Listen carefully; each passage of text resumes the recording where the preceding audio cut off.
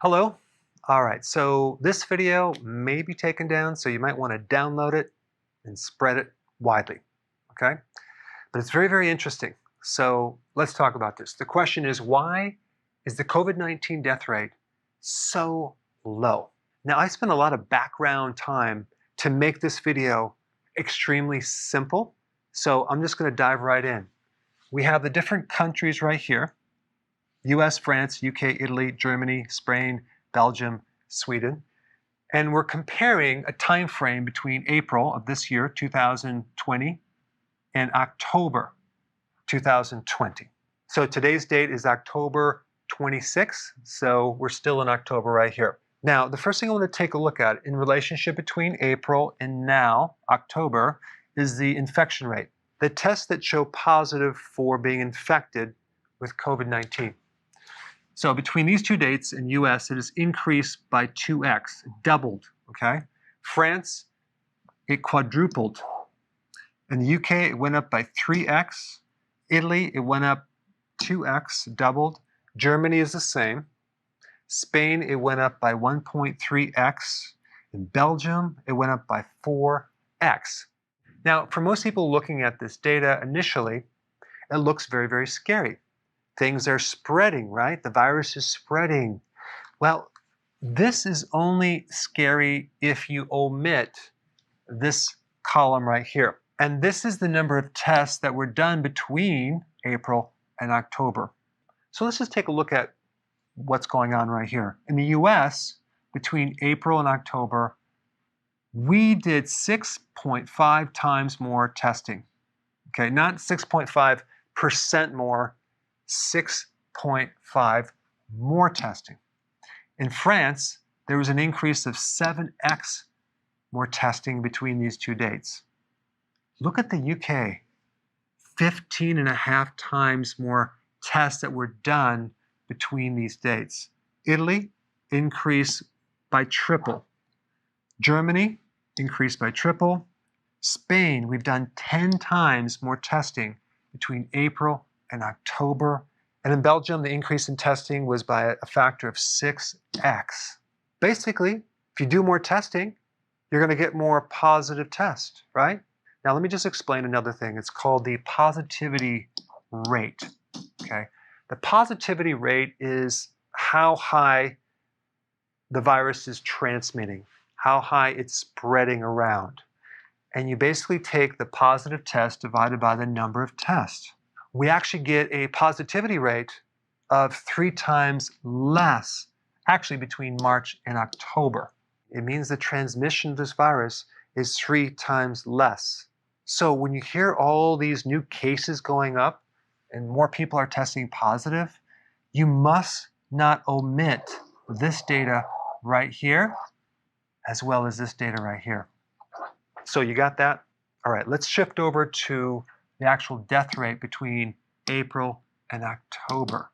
If we take a look at the US, we have a death rate of 3 times less than it was if we compare April to October. France is 6 times less. That's not 6%, that's 6 times less. That's huge, huge drop. UK, 10 times less deaths. Italy, 10 times less. Germany, 10 times less. Spain, 4 times less. And Belgium, 7 times less. Well, let's take a look at Sweden. This is the country where they didn't do the strict lockdown. And everyone was concerned about this. They thought it was going to become a real big problem. But take a look at this. Between April and October, the positive infections went down by 1.7 times, despite having testing that was up by 2x. So we did twice as much testing, but we got a 1.7 times less positive infection rate. But check this out. Overall, there's been a drop in deaths by 30x between April and October. This is significant. What does this mean? It means that whatever Sweden did, they were very, very successful. So apparently they developed herd immunity, and they didn't ruin their economy because of it. Why has the death rate dropped so low? Now, is it because people are becoming exposed and getting antibodies? Well, only 1/5 of the population has antibodies to COVID-19. So you would think it would be a lot more. But for this specific virus, it's only 20%. But I found a very interesting paper that talks about why the death rates have dropped so much.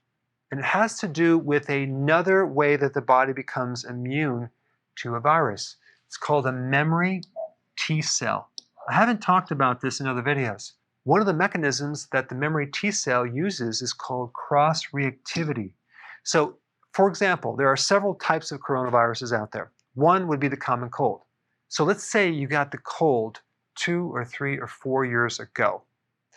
Because all of these coronaviruses are very similar DNA-wise, they're like 90% similar, you're going to develop some immunity to COVID-19 if you're exposed to a previous coronavirus. In fact, what they're finding is that 50 to 60% of the population has this type of immunity to COVID-19 through cross-reactivity, which is fascinating. And this is very important because when you're evaluating something, you never look at one number, you compare it with something else. The reason why the death rate is so low is because our bodies have another way of creating immunity that goes beyond just the antibodies. It's called the memory T cells. All this information can be verified in some really credible sources down in the description box. Check it out. Before you go, if you have a question about a product, or you're new to keto and you want to know how to begin keto, or you're on keto and you need a debug because it's not going as smooth, I have a keto consultant standing by to help you. This is just for the people in the US. Hopefully in the future we'll be able to answer everyone's call. But I put the number down below so you can call and get some help.